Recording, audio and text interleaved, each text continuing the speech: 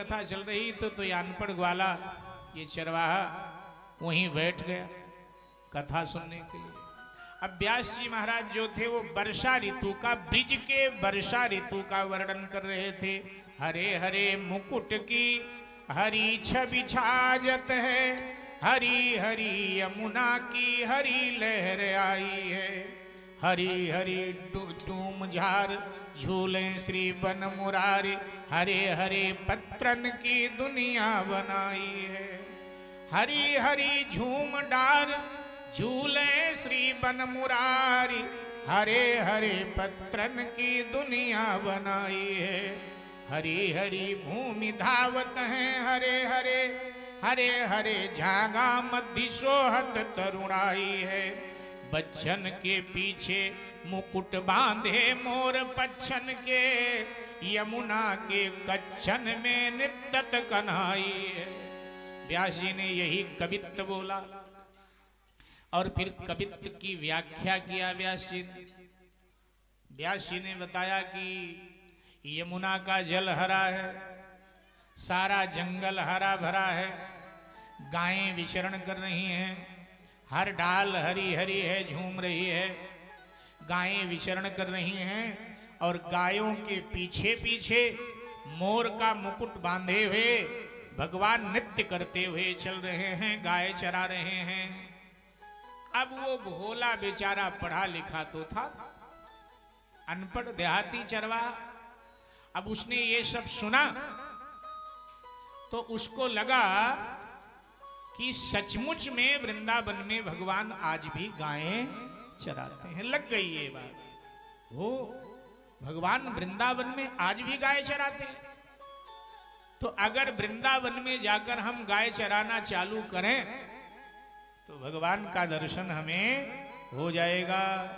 सावधानी से सुनिएगा, ये कलयुग की बनी घटना है, सतयुग की नहीं। हमें भगवान का दर्शन हो जाएगा।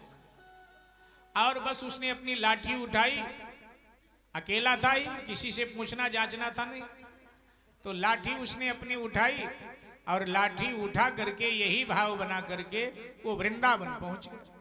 अब वृंदावन उस समय आज जैसा नहीं था, मंदिरें थी जहां था, बाकी ये भीड़ भाड़ नहीं थी। तो वृंदावन में पहुंच गया और हर जिस मंदिर में जाए तो मंदिर में जा करके जो संत महात्मा महंत दिखाई पड़े पूछे, भैया महाराज यही भगवान गाय चराते हैं,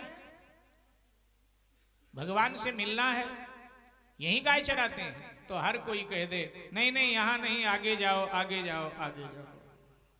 वो बिहारी जी के मंदिर में पहुंच गया। उस समय बिहारी जी का मंदिर आज की तरह नहीं था, थोड़ा आकार प्रकार और बड़ा था। तो बिहारी जी के मंदिर में पहुंच गए।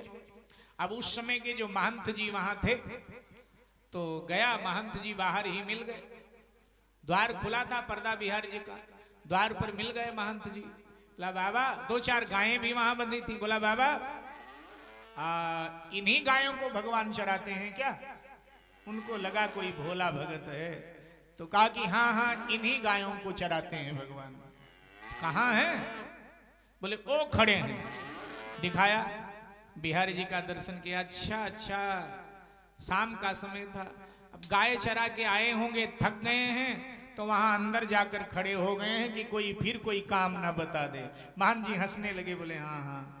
तो बोला कि इनसे गाय चरवाते हो तुम, तो अगर मैं गाय चरा दिया करूं तो? बोले अच्छा तू चरा दिया करेगा? बोले हाँ।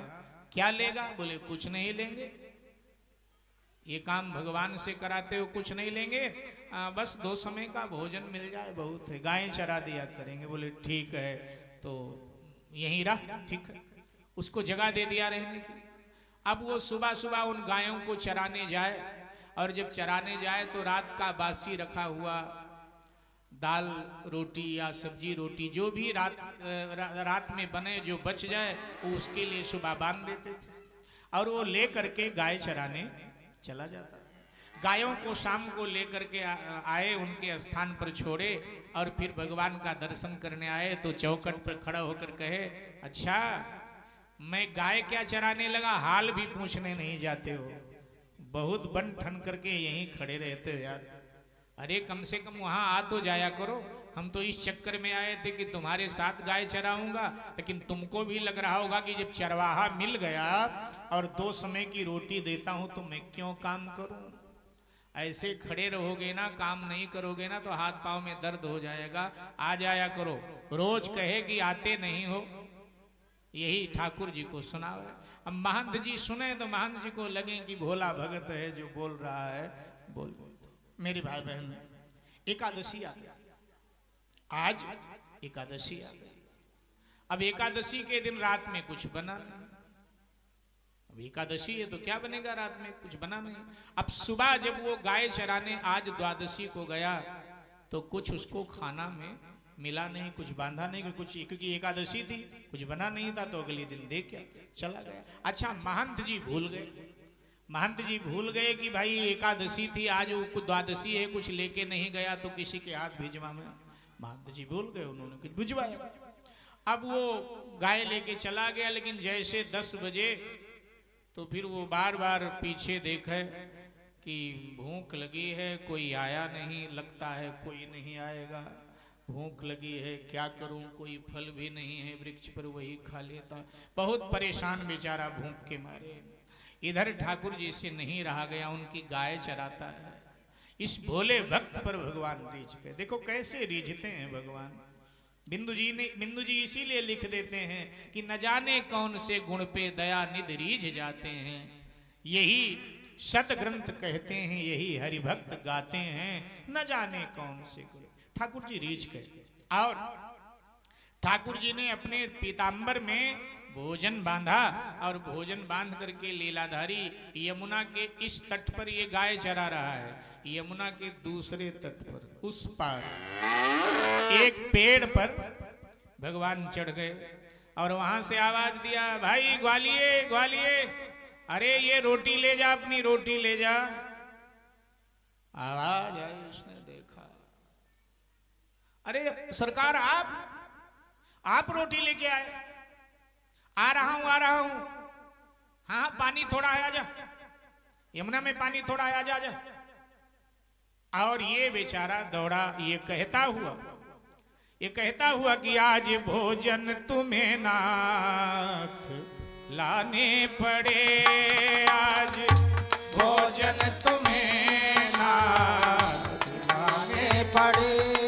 कैसे कैसे पदार्थ बनाने पड़े, कैसे कैसे पदार्थ बनाने पड़े। आज भोजन तुम्हें नाथ लाने पड़े, आज भोजन तुम्हें नाथ लाने पड़े। ना हुई उन महंतों को मेरी खबर, ना हुई उन महंतों को मेरी खबर। मंदिरों में पूजा पाठ कराने पड़े, मंदिरों में पूजा पाठ कराने पड़े। आज भोजन तुम्हें नाथ लाने पड़े, आज भोजन तुम्हें नाथ लाने पड़े। उन साधु महात्माओं को, पंडित पुजारियों को मेरी याद नहीं आई, बैठे बैठे पूजा अपनी करवाए रहे हैं, उन्हें याद नहीं आई सरकार आपको रोटी लाना पड़ा। नहीं सरकार, आपको नहीं आना था। आपने सोचा होगा कि अगर इसको भोजन नहीं मिलेगा तो गायों का चराना छोड़ देगा, कहीं और चला जाएगा, तो मुझे फिर गाय चराने जाना पड़ेगा। शायद इसी चक्कर में आप यहाँ दौड़े आए हो। लेकिन सरकार, जुबान का पक्का हूँ, अब आपकी गायें चराने लगा हूँ तो जिंदगी भर चराऊंगा जब तक जीवन रहेगा, मुझे जाना नहीं। कहता है, जानते हो कभी भाग जाएगा ये, जानते हो कभी भाग जाएगा ये, फिर से गौए न मुझे को चराने पड़े, फिर से गौए न मुझे को चराने पड़े। आज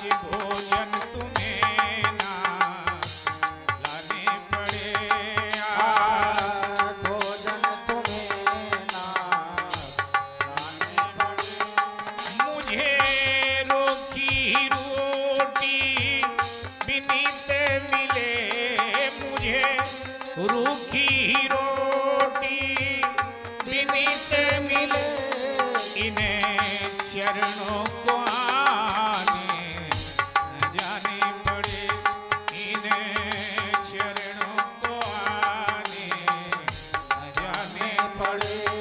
आज भोजन तुम्हें ना लाने पड़े, आज भोजन तुम्हें ना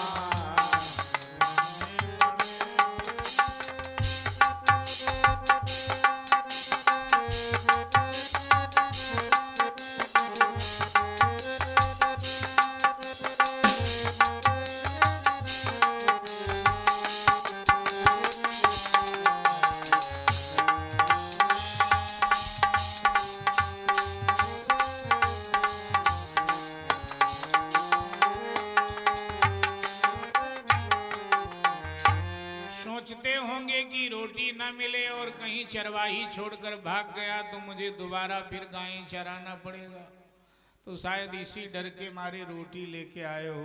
लेकिन हमारी जुबान है, जब तक जिंदगी रहेगी आपकी गायें चराएंगे। सरकार सरकार, अभी पहुंचा नहीं वहां तक, भगवान बैठे हैं। सरकार सरकार, मुझे भले ही रूखी रोटी मिले और रूखी भी ना मिले चलेगा, लेकिन हाय हाय इन कोमल चरणों से आप दौड़ दौड़ कर सरकार, अब आगे से आप दौड़ करके मत आना, ये कितने कोमल चरण आपके हैं। और इतना कहता कहता नजदीक पहुंचा तो ठाकुर जी ने कहा ये रोटी ले लेना, और एकदम ठाकुर जी गायब नजदीक। अच्छा अच्छा, अब भाई तुम भगवान हो, अंतर ध्यान हो सकते, कोई बात नहीं, शाम को मिलूंगा फिर वहीं, कोई नहीं, जाओ जाओ जाओ, सो जाओ। आदत तुम्हारी बिगड़ गई ना मेरे आने से, नहीं सारा दिन गाय चराते थे, गायों के पीछे पीछे दौड़ते थे, अब बस मंदिर में ही खड़े रहते हो, बाहर नहीं आते हो, ठीक है जाओ।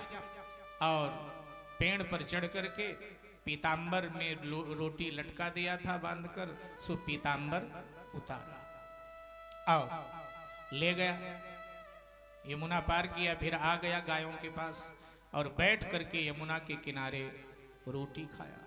रोज रोटी एक आध बच जाती थी, गायों को खिला देता था, लेकिन आज इतना स्वाद भोजन में, क्योंकि भगवान ने भक्त के लिए स्वयं पकाया है, महंत जी के रसोई से नहीं लाया, स्वयं पकाया है। अद्भुत स्वाद था, सब खा गया, पानी पिया अंजलि में जमुना जल, और पीतांबर झाड़ करके, ओहो महंत जी जरूर इनको डांट लगाएंगे, इतना बढ़िया पीतांबर आज सुबह महंत जी ने गले में डाला था मेरे सामने, बताओ उसमें रोटी ले आए, सागा बांध कर ले आए, देखो दाग लग गया है, कोई नहीं, उसको झाड़ करके और बगल में दबा लिया।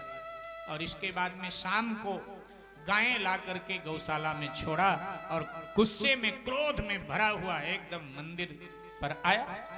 महंत जी बैठे थे मंदिर के द्वार पर, एकदम क्रोध में भरा हुआ था, सो अपने देसी भाषा में बोला, क्या महंत जी मर गए सगरे चैलायाज, और जो भोजन लेकर गए वन में श्री ब्रिजराज। महंत जी आपके जितने चेला थे सब मर गए क्या? बोले अरे इतने क्रोध में भाई ये क्या बोल रहा है तू? और क्या लगता है आपके सारे चेला मर गए? आज भगवान को भोजन लेकर के मेरे लिए वन में जाना पड़ा, वो भी नंगे पांव थे, मैंने देखा, जूती भी नहीं पहनी, नंगे पांव। महंत जी ने आश्चर्य भरी दृष्टि से देखा, बोले क्या कह रहा है? तेरे लिए भगवान भोजन लेकर गए थे? और क्या? महंत जी हंस पड़े, बोले हम कैसे माने कि तेरे लिए भगवान भोजन लेके गए थे? बोला आपने पीतांबर देखा भगवान का सुबह जो डाला था? बोले मैंने तो ना देखा, पर्दा हटा के मैं इधर आ गया। बोले देखो, और जब भीतर जाके देखा तो पीतांबर ने, बोले भाई पीतांबर नहीं, कहाँ गया? बोला ये लो, बगल में दबा रखा था, बोला ये लो। इसी पीतांबर में रोटी बांध करके ले गए थे, और न जाने क्या क्या पदार्थ था, मैंने सब खा लिए, सबके तो नाम भी नहीं जानते। इसमें देखो साग भाजी का दाग भी लग गया है, देखो पीतांबर में। और जब ये देखा तो महंत जी तो हैरानी से भर गए। महंत जी ने कहा बाप रे, ये तो कोई पहुंचा हुआ भक्त है, इससे हम गायें चरवाते हैं। महंत जी ने कहा भैया ग्वालिया सुनो, कल से तुम गाय नहीं चराओगे। तो फिर बिगड़ गया, बोला मैं नहीं चराऊंगा तो उनको भेजो गाय चराने, मैंने उनसे कह दिया है कि जिंदगी भर गाय चराऊंगा। बोले नहीं नहीं उनको नहीं भेजूंगा। बोले फिर? बोले गाय की सेवा किसी और को देंगे हम, तुम यहीं रहा करो मंदिर पर। देखो महाराज हम तुम्हारी तरह बैठे बैठे नहीं खा पाएंगे, हमें तो काम चाहिए। बोले नहीं नहीं काम देंगे तुम्हें। क्या काम दोगे? बोले तुम यहाँ चौकीदारी करो मंदिर पर, पहरेदारी किया करो। दिन में तो कोई बात नहीं होती, यहाँ रात को विशेष पहरा देना पड़ेगा आपको।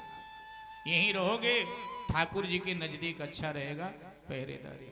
बोले और ठाकुर जी कहीं उनको बुरा लगे कि उनकी गायें? बोले नहीं नहीं जो हम न्याय देते हैं ठाकुर जी बुरा नहीं मानते, हम महान थे ना, तो अब तुम यहीं रहो। बोला ठीक, गायों का काम कोई और करो। ठीक, दिन में थोड़ा सो लिया करो, रात में जो है पहरा आपको देना पड़ेगा। ठीक, क्या क्या करना पड़ेगा? बोले देखो रात में ध्यान रखना पड़ेगा कि भीतर से कोई बाहर न जाए और बाहर से कोई भीतर न।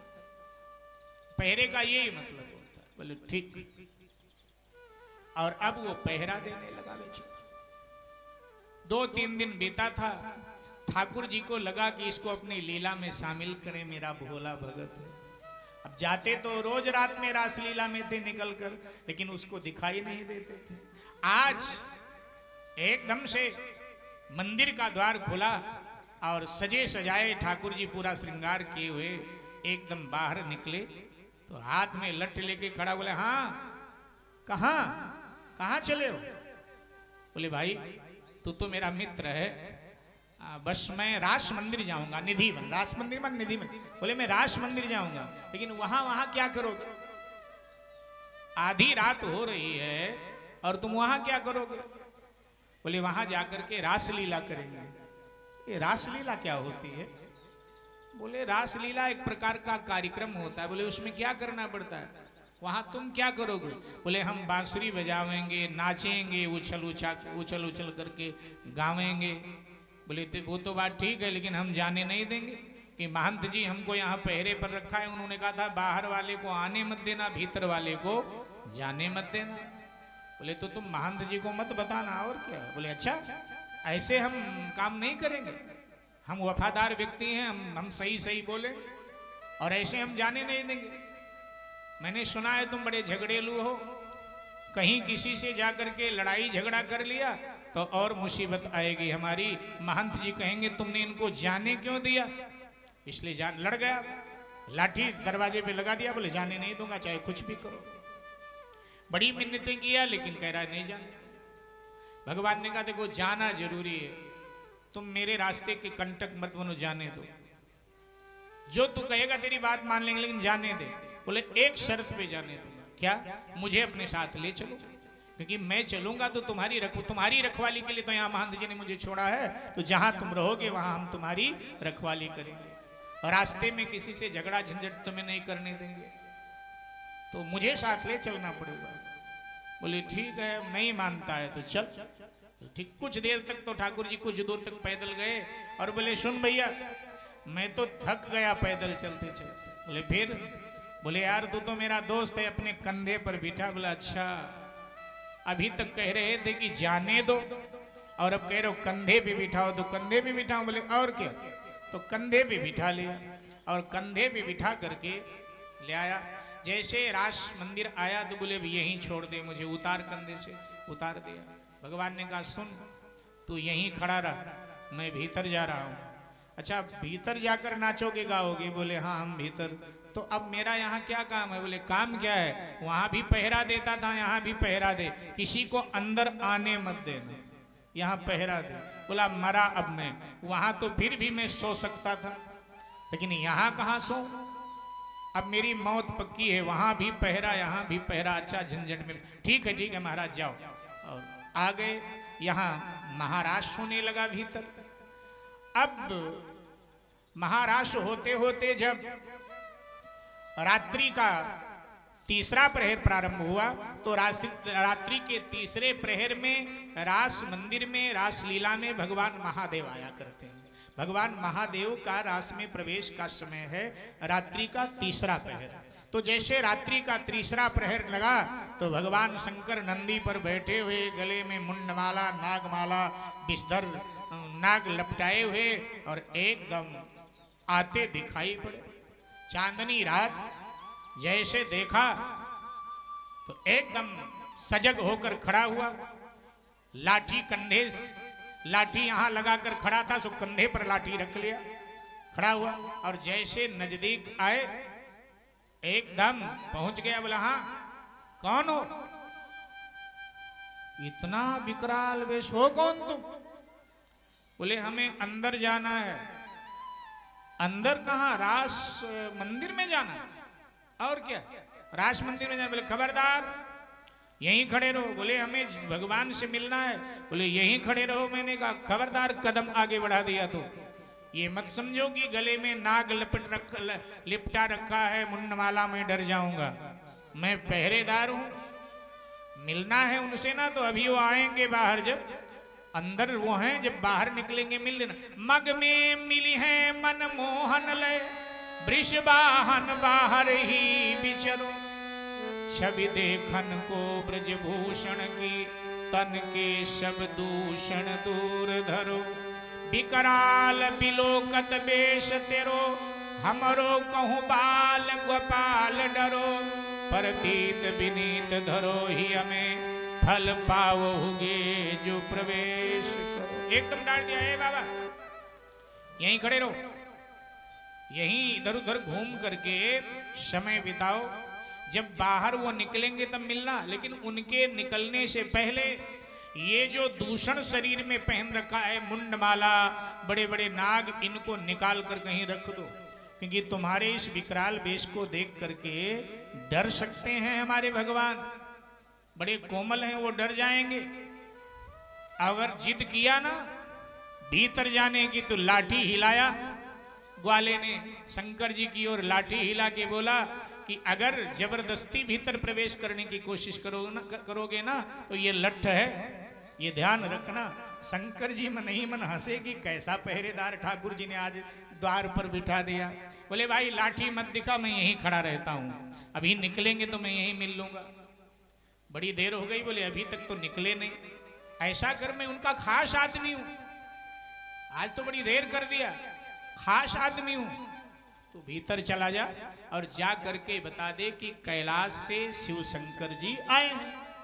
ये जाके जैसे बताएगा वो झट मुझे भीतर बुला लेंगे। भाई जा जा, मैं तेरे हाथ जोड़ता हूं, जा करके उनको सूचना दे दे। बोला अच्छा खास हो उनके? बोले और क्या? बोला ठीक है तो मैं जा रहा हूं। अब भीतर गया तो रास चरम पर था, नृत्य हो रहा था, भगवान नाच रहे थे, कभी इधर झुक कभी उधर झुक, कभी टांग फेंके कभी हाथ फेंके, कभी बांसुरी बजावे, नाच रहे हैं।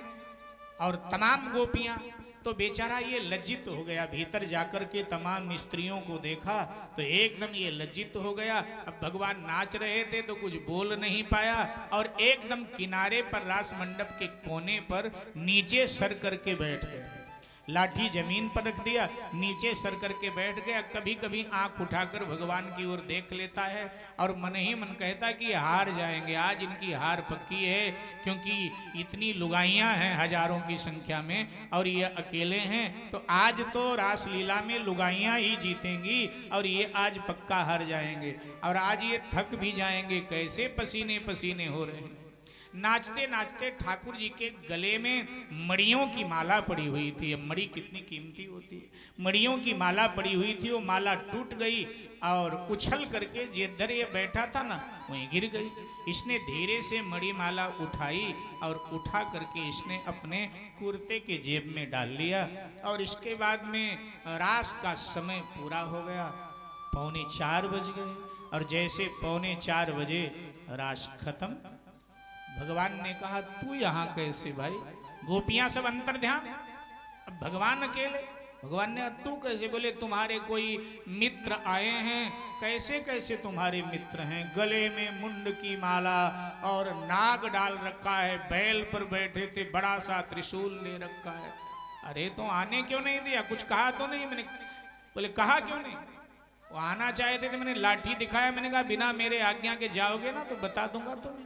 बोले अरे वो तुझे पता नहीं, वो कैलाशपति शंकर जी हैं। बोले शंकर जी कौन होते हैं? बोले अरे आप मेरे मित्र हैं, उन्होंने बताया ना कि मेरे मित्र हैं। बोले हाँ। बोले उनको आने देना चाहिए। और अब निकले ग्वाले के साथ शंकर जी आगे बढ़े, दोनों गले मिले शंकर जी और भगवान। शंकर जी ने कहा आज रास का दर्शन नहीं होने पाया तुम्हारे पहरेदार के चक्कर में। ये कहाँ से पकड़ लाए हो महाराज? बोले बस ये बड़ा भोला है और आ गया ऐसे ऐसे। शंकर जी ने कहा ठीक है, अब कल रासलीला में आते हैं। शंकर जी अंतर ध्यान और इधर भगवान उसको लेकर के चल पड़े। कुछ दूर चले, भगवान ने कहा ए भाई बहुत थक गया हूं। बोला वो तो मुझे पता है, इतना नाचोगे तब थकोगे ही ना, और एक आध अपने साथ लड़कों को ले आते, अकेले इनके लुगाइयों के बीच में आ जाते हो, इतना नाचोगे तो थकोगे। क्या करें? बोले भाई कंधे पर बिठा ले। तो बोले उधर से भी कंधे पर ढोया, अब इधर से भी ढो। महंत जी ने अच्छा काम दे दिया है, रे गायें चराता था वहीं ठीक था मैं। अब तुम्हें रात में कंधे पे लाऊं फिर ले जाऊं, और अगर कहीं हमसे पहले महंत जी पहुंच जाएं तो महंत जी नाराज होंगे, और मंदिर से कोई सामान चोरी गया तो महंत जी मेरा ही नाम लिखावेंगे, और मेरा नाम लिखाओगे मैं ही पकड़ा जाऊंगा, मुझे ही फांसी की सजा होगी। अच्छा फंसा तुम्हारे चक्कर में आकर के।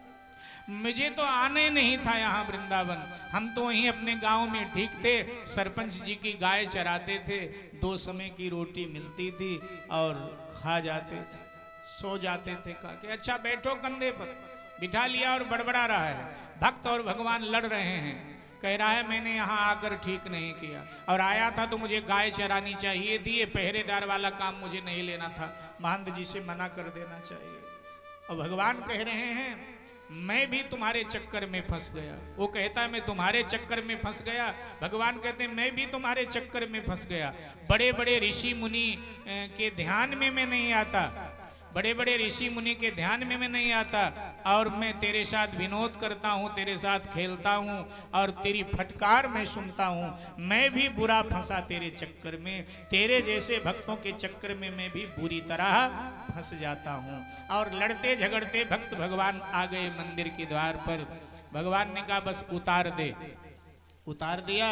भगवान ने कहा सो जा थोड़ी देर, अभी महंत जी बाद में आवेंगे, थोड़ी देर तो सो सकता है। बोला नहीं नहीं, कहीं सो गए और महंत जी आ गए तो बहुत फटकार लगाएंगे। और भगवान भीतर जाकर के अपना शयन करने लगे। इधर मंदिर खुलने का समय हुआ, जैसे 4 बजे पूरे तो महंत जी आ गए पुजारियों के सहित। और आए तो जैसे नगाड़े बजे, घंटे बजे, एकदम गुस्से में उठ करके खड़ा हुआ चरवाहा। ए महंत जी, ए सुनो, बंद करो ये। अरे पुजारी रात से करो न यो उत्पात, नींद भरे नंदलाल जू अब ही सोवत जात।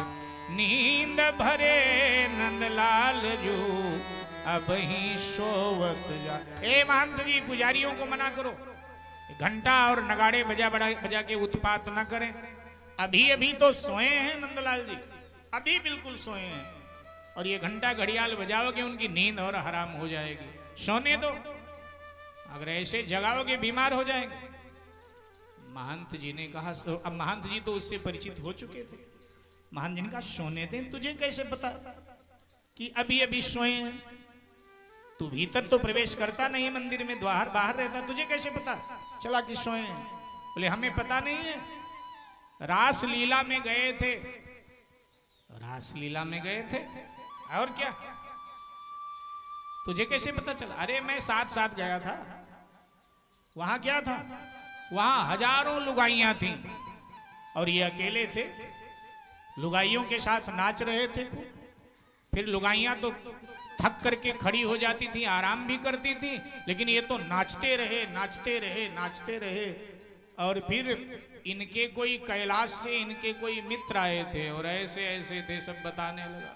मैंने उनको अंदर नहीं जाने दिया, फिर भीतर में गया। नाचते नाचते थक गए थे, पसीने पसीने हो गए थे। फिर कंधे पर बिठा करके लाया हूं, मैंने बहुत डांट फटकार लगाई है, आज कंधे पे लाया। महान जी हंसे, बोले मैं कैसे मानूं तेरी बात सत्य है? जाओ जाओ, नहीं मानते हो तो जाओ, देखो मणिमाला उनके गले में, नाचते नाचते मणिमाला टूट के गिर गई थी। अगर मैं ना जाता ना तो बहुत नुकसान होता महंत जी आपका।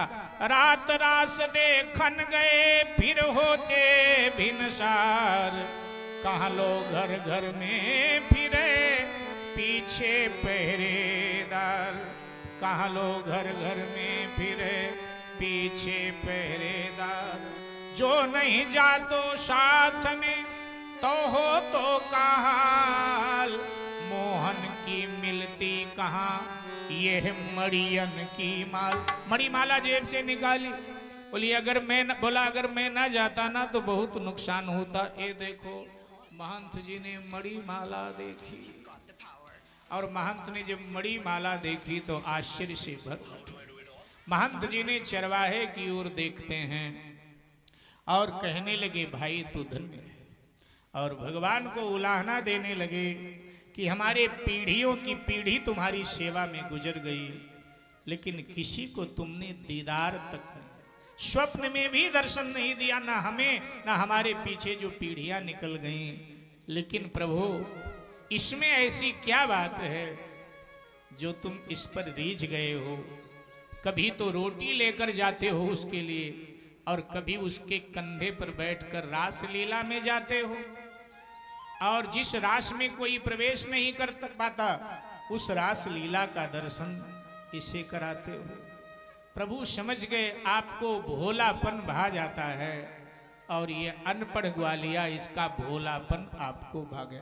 समझ को सके श्याम लीला तुम्हारी, समझ को सके श्याम लीला तुम्हारी। हाँ करे रंग से राम राजा भिखारी, करे रंग से राम राजा भिखारी।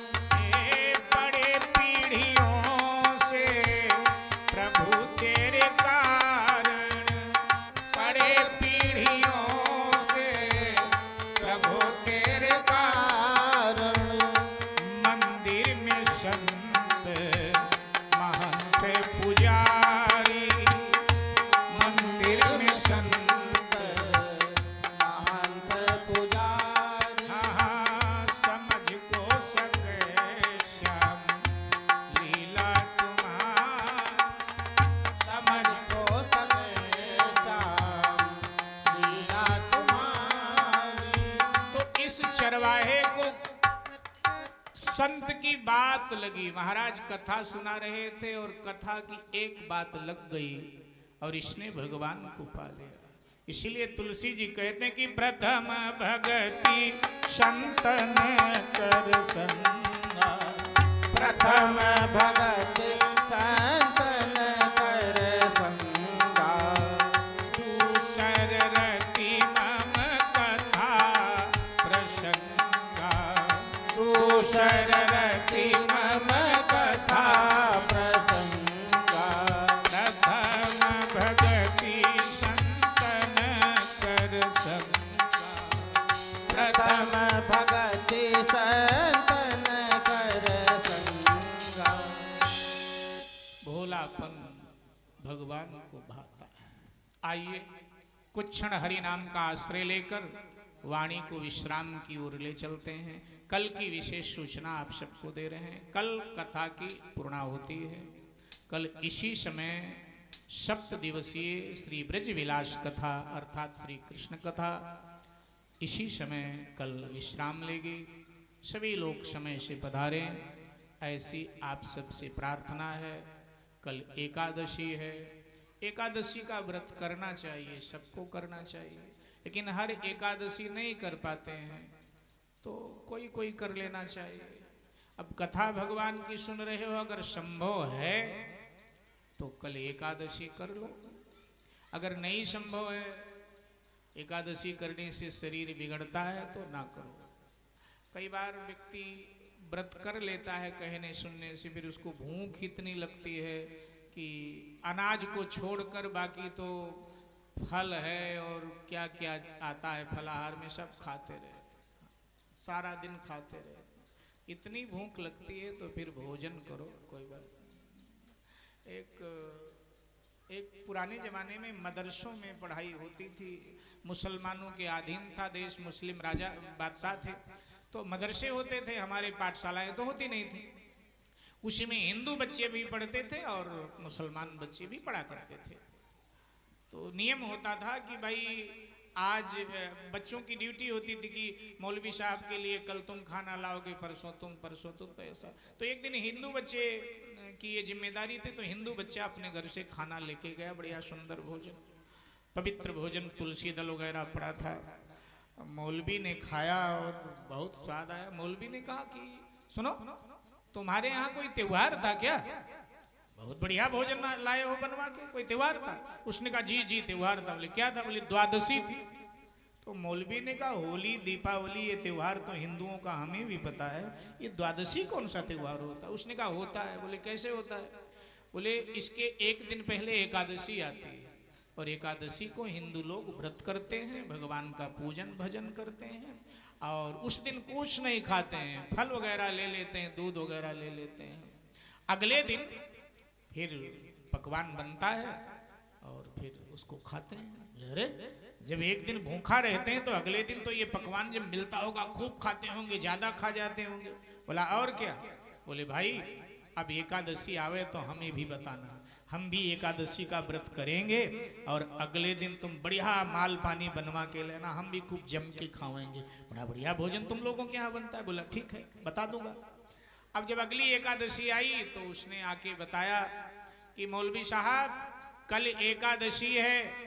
बोले ठीक है हम व्रत करेंगे, थोड़ा नियम बताओगे कैसे किया जाता है? बोले हाँ हम अपने पिताजी से पूछ के आए। बोले कैसे किया जाता है?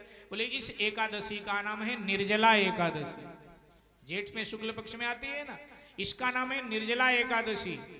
तो बस नहा धो करके हमारे पिताजी भगवान की पूजा कर लेते हैं और पूरे दिन पूरी रात कुछ नहीं लेते हैं, पानी भी नहीं लेना होता, इसका नाम ही है निर्जला। बोले फल जल कुछ नहीं? बोले कुछ नहीं। बोले ठीक है, फिर तो और भूख लगेगी जब कुछ नहीं लेंगे, आओ खाएंगे द्वादशी को, थोड़ा ज्यादा बनवा के भोजन लाना। उसने कहा ठीक है ज्यादा। अब दिन भर तो मौलवी जी को कोई परेशानी हुई नहीं, क्योंकि रमजान रहने की आदत थी उनको, दिन भर तो उनको कोई परेशानी नहीं। अब दिन भर तो ये लोग ना कुछ खाते हैं ना पीते हैं, लेकिन जैसे सूर्यास्त हो जाए तो कुछ छोड़ते ही नहीं, जो मिल जाए वही खा लेते हैं, जो मिल जाए वही पी लेते हैं। तो दिन में तो कोई परेशानी मौलवी को हुई नहीं, लेकिन जैसे सूर्यास्त हुआ तो फिर पेट में चूहे कूदने लगे, इधर दौड़े उधर दौड़े उधर दौड़े, कभी आकाश की तरफ देखे, हे खुदा जल्दी रात खत्म हो। तो उसकी बीवी ने कहा क्या काफिरों के चक्कर में पड़ गए हो, इन बुत परस्तियों का त्योहार और तुम बिना मतलब के उनके चक्कर में पड़ गए। अरे खा लो। अब अनाप शनाप उसने बनाया था, बोले खा लो। बोले नहीं नहीं, बोला नहीं नहीं खा लूंगा तो कल सुबह फिर पकवान बढ़िया बढ़िया आएगा, वो कैसे खा पाऊंगा पूरा, बहुत ज्यादा आएगा, मैं खाऊंगा नहीं। अब जैसे तैसे नींद नहीं आ रही, सारी रात बीत गई, पिछला पहर लग गया, भोर के 4 बज गए, गर्मी के दिन भोर के 4 बज गए। मौलवी साहब का घर जो है गांव में बिल्कुल उत्तर कोने पर किनारे पर था और इस हिंदू बच्चे का घर दक्षिण कोने पर किनारे पर था। अब कोई पुराने जमाने में बहन बेटियां जब विदा होती थी मायके आवे और मायके से ससुराल जाती थी पुराने जमाने में, तो अपने परिवार के लोगों के गले लग करके मिलती थी, रोती थी। तो कोई हिंदू लड़की मायके आई थी, उसका पति उसे विदा कराने आया था। अब उस दिनों वाहन तो होते नहीं थे आजकल जैसे, तो अब गर्मी में जाना हो तो लोग बहन बेटियों को थोड़ा 4 बजे 3:30 बजे विदा कर देते थे कि ठंडे ठंडे में अपने घर ये पहुंच जाएंगे। 4 बज रहे थे, अब वो विदा हो रही थी बेचारी, तो अपने भाई के भाभी के माँ के गले लग लग करके रो रही थी। अब रोने की आवाज मौलवी के कान में गई, मौलवी चौंक कर उठा, नींद तो आ नहीं रही थी, लेटा हुआ था। मौलवी चौंक कर उठा और उसको लगा कि लगता है कि किसी एकादशी व्रत करने वाले की मौत हो गई। उसी लड़के के घर के तरफ से आवाज आ रही है और लगता है कि उसके घर में उसके माताजी पिताजी व्रत करते हैं और हिंदू उस मोहल्ले में रहते हैं। तो लगता है कि भूख के मारे प्यास के मारे किसी की मौत हो गई और हमारे भी जान पर आ रही है, लग रहा है प्राण निकल जाएंगे। अपने बीबी से बोला, रे जो रखा है रहा जल्दी खाऊं, लग रहा है मेरे प्राण निकल जाएंगे, कोई एकादशी रखने वाला मर गया। अब वो अनाप शनाप उल्टा सुल्टा भोजन था लाके पटक दिया और मौलवी वही खा करके सो गया। सुबह उठा और उठ करके मदरसे में आया। इधर वो हिंदू बच्चा भी सारे पकवान बांध करके लेकर के आया, मौलवी के आगे रखा। मौलवी ने देखा, बोले भैया एक बात बताओ, तुम्हारे मोहल्ले में मर कौन गया? उसने कहा जी हमारे मोहल्ले में तो कोई नहीं मरा। अरे रात में 4 बजे रोने की आवाज आ रही थी, औरतें जोर जोर से रो रही थी, रोने की आवाज आ रही थी। लड़का हंसने लगा, बोले हमारे मोहल्ले की एक बेटी मायके आई थी, उसका पति विदा कराने आया था, तो ससुराल जा रही थी तो अपने परिवार वालों के गले लग लग करके रो रही थी, मरा कोई नहीं। बोले भैया हमने सोचा ना कोई एकादशी वाला मर गया, इसलिए हमने तो व्रत तोड़ दिया भाई, लेकिन अब लाए हो तो चलो इसको अभी कुछ खाऊंगा, कुछ रात में खाऊंगा। तो इतनी भूख जिसको लगे ना कि व्रत तोड़ना पड़े वो एकादशी मत रखना। ये घटना याद आई तो हमने कहा आपको सुन। आइए कुछ क्षण के लिए हरि नाम का आश्रय, फिर विश्राम की ओर चलते हैं। तो कल बताया कि कल कथा का विश्राम दिवस है, पूर्णाहुति दिवस है, समय पर पधारेंगे। जय जय श्री राधे, जय जय श्री राधे, जय जय श्री राधे। अरे रंग डारो न मोहन पड़ू पैया, रंग डारो न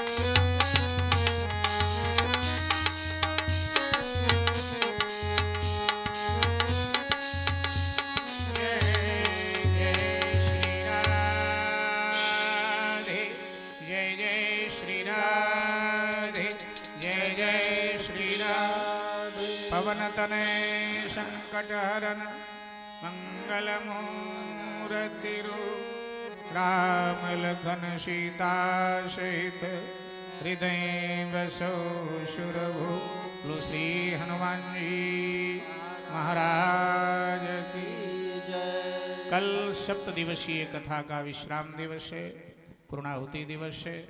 आरती प्रसाद लेकर जाएंगे। मेरे द्वारा लिखी हुई पुस्तकें जिन्हें चाहिएगा, श्याम चरित्र, श्रीमद् भागवत कथासार, गोरख ज्ञान गंगा, जाहर वीर चरितावली, ये सभी पुस्तकें उपलब्ध हैं। आरती के बाद में ढोलक मास्टर से आप पुस्तकें प्राप्त कर सकते हैं। जय जय श्री राधे, जय जय श्री सीताराम। आरती। अधर धर मुरली बजैया की, आरती कृष्ण कन्हैया की।